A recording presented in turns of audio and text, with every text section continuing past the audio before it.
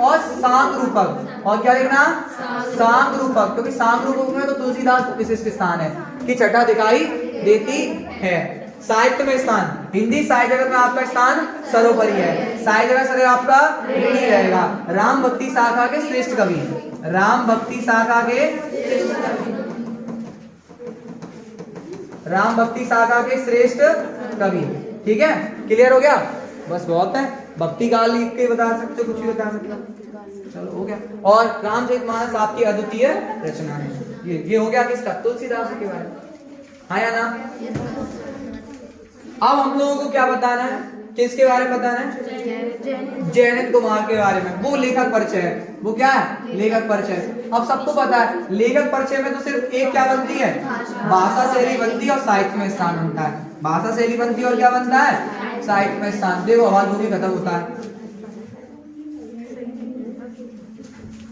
बंद भी होता है।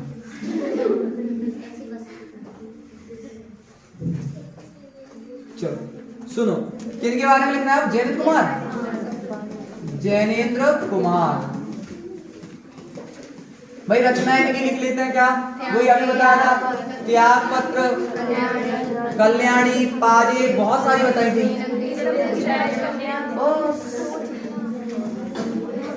भाषा शैली, देखो सुनो, कहू की भाषा शैली आ जाए, टेंशन नहीं है। रुको रुको रुको, तुम तो ट्रेन चला दी। हाँ, आपकी भाषा शैली सरल, सहज एवं स्वाभाविक है। आपकी भाषा शैली सरल, सहज एवं स्वाभाविक है। सरल, सहज एवं स्वाभाविक है। रट दो, स्वाभाविक है। आपने हिंदी के साथ साथ, आपने हिंदी के साथ साथ, हिंदी के साथ साथ उर्दू एवं फारसी शब्दों का प्रयोग किया है। उर्दू एवं फारसी शब्दों का प्रयोग किया है। उर्दू एवं फारसी शब्दों का प्रयोग किया है। ठीक, आवाज नहीं।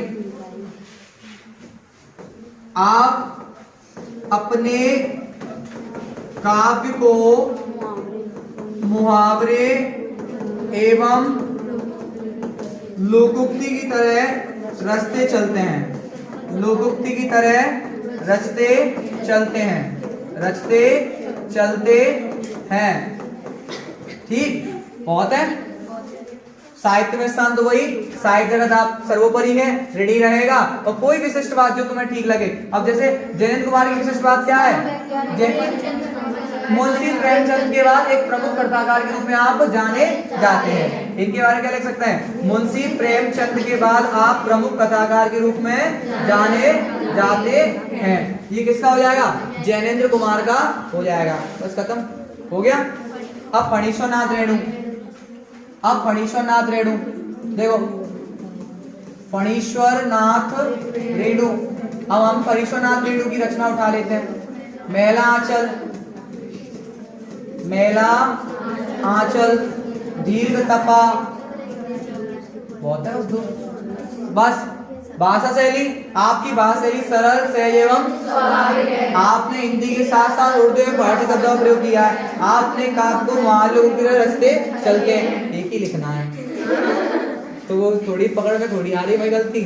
हाँ, साहित्य में स्थान सर्वोपरि, साहित्य जगत से आपका नहीं रहेगा। विशिष्ट बात, प्रसिद्ध आंचलिक कथाकार, आप हिंदी के प्रसिद्ध आंचलिक कथाकार थे। हिंदी के प्रसिद्ध आंचलिक कथाकार या उपन्यासकार, प्रसिद्ध आंचलिक उपन्यासकार के रूप में चर्चित हुए। आंचलिक उपन्यासकार के रूप में चर्चित, के रूप में चर्चित। लोग खत्म हो गया। स्वाहा। क्या दिक्कत थी इसमें?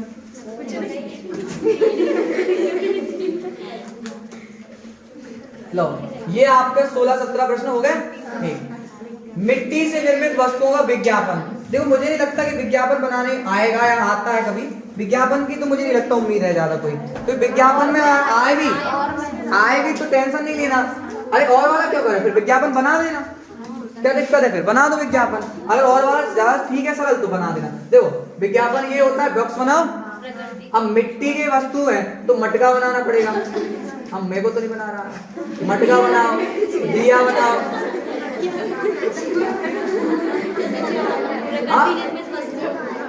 और वो डबूरा बनाओ।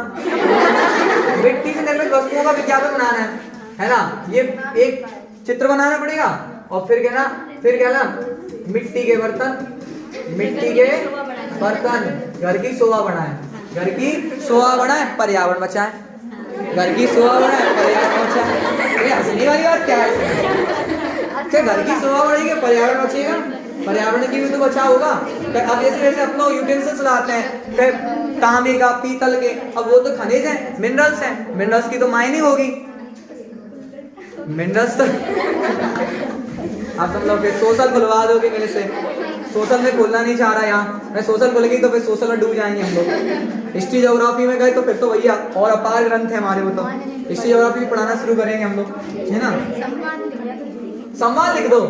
क्रिकेट खेल विषय पर दो मित्रों के मध्य संवाद, और ये क्रिकेट पर संवाद लिखना है। लड़का बड़े आसानी से लिख देगा, लड़की को टेंशन आएगी। नहीं आएगी? नहीं तो बड़ी दिक्कत है। क्रिकेट बहुत अच्छा खेल है, बता देंगे। हाँ, इसमें शरीर की एक्सरसाइज हो जाती है, ठीक है, और भी बहुत है, शरीर सेहत के लिए अच्छा है ये वो है। हिंदुस्तान पाकिस्तान, हाँ क्रिकेट मैच में कह रहा है हिंदुस्तान पाकिस्तान में विराट कोहली बहुत अच्छा खेला कि नहीं पाकिस्तान है, पाकिस्तान के बॉलरों ने भी बहुत अच्छी बॉलिंग की थी। वर्ल्ड कप, अरे वर्ल्ड कप आ गया। ये रुको ये क्या सोच रहे हो? हाँ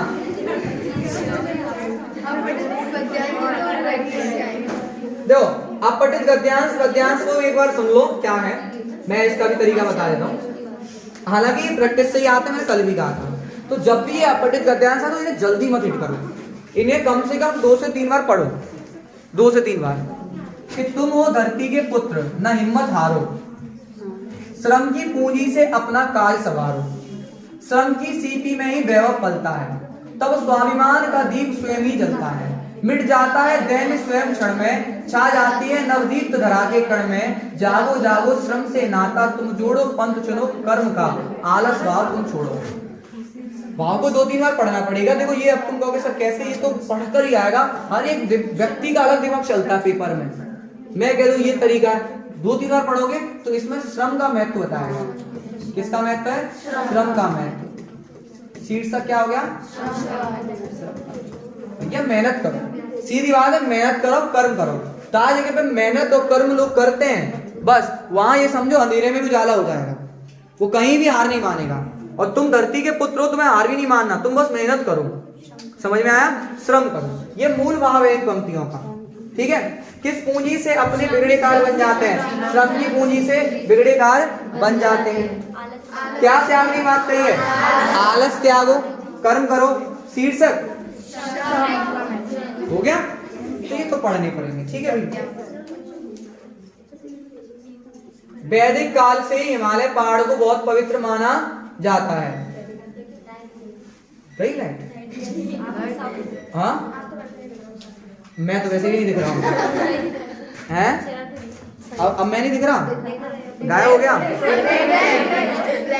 चलो बस वैसे पूरा होने वाला है, टेंशन ना लो, एडजस्ट करेंगे ये लोग। तो मेरे को तो तब भी नहीं देख रहे थे और आप भी नहीं मेरे को देख रहे हैं, इन्हें मतलब नहीं मुझसे, ये मुझे देख ही नहीं रहे हैं। तुम हट जाओ बोले सर, तुम तो बोलते रहो, क्यों? ये मेरे को तब नहीं देख रहा है, मेरे को देख करोगे क्या तुम लोग? पढ़ लो। चलो भाई, है ना।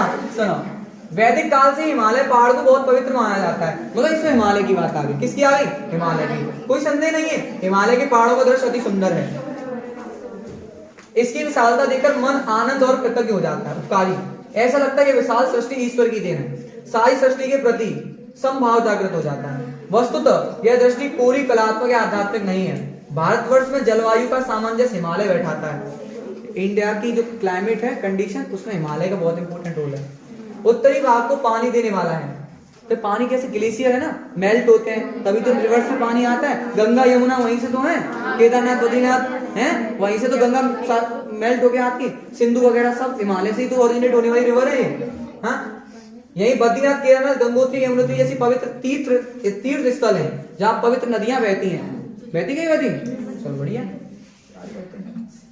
क्या क्वेश्चन दिया उसने? गद्यांश और उद्धव शीर्षक लिखिए भाई।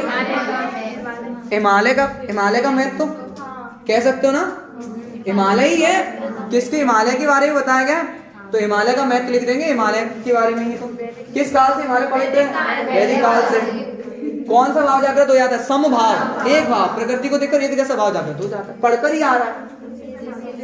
तृतीय समीर सागर पर, ये व्याख्या वाले चैप्टर पढ़ा दिया है, ठीक है। मैं और जब का कान आता, ये पहले चैप्टर पढ़ा दिया है आत्मपरिचय में। अब ये आपकी गद्यांश की व्याख्या। गद्यांश की व्याख्या जितना सरल तो कुछ भी नहीं है। ये लिखा है, संकेत पूछता नहीं, उसमें क्या है? संदर्भ। संदर्भ तो पता है कि कौन से चैप्टर से ही बात, जब चारों ओर पानी की कमी, यानी कि कौन सा है? काली मेघा पानी दी। प्रस्तुत पद्यांश, ये प्रस्तुत पद्यांश, ये गद्यांश है, सॉरी गद्यांश। प्रस्तुत गद्यांश हमारी पाठ्य पुस्तक रुको मेरे को बोलने दो, आरो भाग 2 के काली मेघा पानी दे नामक पाठ से अवतरित है। इसके रचयिता कौन है? धर्मवीर भारती। धर्मवीर भारती जी हैं। संदर्भ तो प्रसंग। अब प्रसंग में क्या लिखोगे? प्रस्तुत गद्यांश में अवर्षा की स्थिति में पानी की निर्मम बर्बादी को दर्शाया गया है कि किस प्रकार जब चारों ओर पानी की कमी होती है और लोग पानी को इंद्र सेना पर निर्मम रूप से बर्बाद कर रहे होते हैं। अब सर व्याख्या कैसे लिखोगे? अब कुछ लोग सोचते हैं जाइए पूरा लिख दो, नहीं, बस एक बात मेरी समझ में नहीं आती थी कि जब चारों ओर पानी की इतनी कमी है तो लोग घर में इतनी कठिनाई से इकट्ठा करके रखा हुआ पानी बाल्टी भर भर कर इन पर क्यों फेंकते हैं। ठीक है, ये पहली लाइन है। अब इसको ब्रॉड करना है तुमको।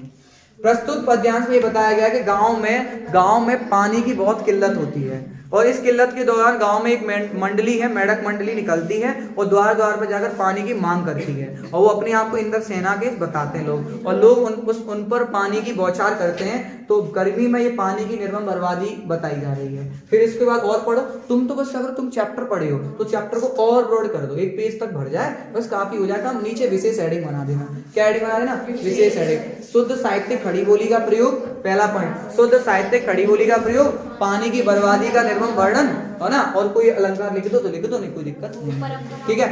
वो इसी में से कोई एक दो पॉइंट बना देना, बस हो जाता है। बोलो ठीक, आगे नेक्स्ट। पहलवान की ढोलक, अथवा पहलवान की ढोलक वाला, बस वही है। पहलवान की ढोलक, फणीश्वरनाथ रेणु, ये मेन आंसर। संदर्भ और प्रसंग, संदर्भ प्रसंग अच्छे बन गए तो तुम्हें मिल गए नंबर। समझ में आया? व्याख्या वो खुद नहीं पढ़ने वाला। ये इस साल अच्छी है, वो पत्र अच्छा है। भोपाल से अंक सूची मंगानी है, अपनी दूसरी प्रति, सेकंड कॉपी मंगानी है। ये बहुत अच्छा है, इसे अच्छे से पढ़ना, ठीक है। फिर परीक्षा की तैयारी के लिए अपनी जानकारी देनी है कि मेरी तैयारी बहुत बढ़िया चल रही है, मैं ये समझो टॉप कर रहा हूँ यहाँ साल, ठीक है। रिवीजन रहेगा उसमें, सब पढ़ रहा हूँ मैंने, ठीक है। और निबंध की तो मैं सीधी आपको एक तरीका बता रहा हूँ कि रूपरेखा याद कर लो, प्रस्तावना, उपसंहार, प्रकार, भेद, वर्णन, भेद, ऐसे याद कर लो बच्चे। और मैंने इंपोर्टेंट निबंध पत्र वाली वीडियो तो बताई है, उससे आपका निबंध पत्र आपका हो जाएगा। तो ये आपको वीडियो कैसा लगा सब लोग बताइए और शेयर करते रहिएगा। और नेक्स्ट आगे आप किस विषय पर क्या चाहते हैं वो भी बताएंगे, हम लोग आपके साथ समर्थन में जुड़े रहेंगे और ये आपका साथ मिलता रहेगा, ठीक है। मिलते हैं फिर अगले वीडियो में, तब तक के लिए धन्यवाद।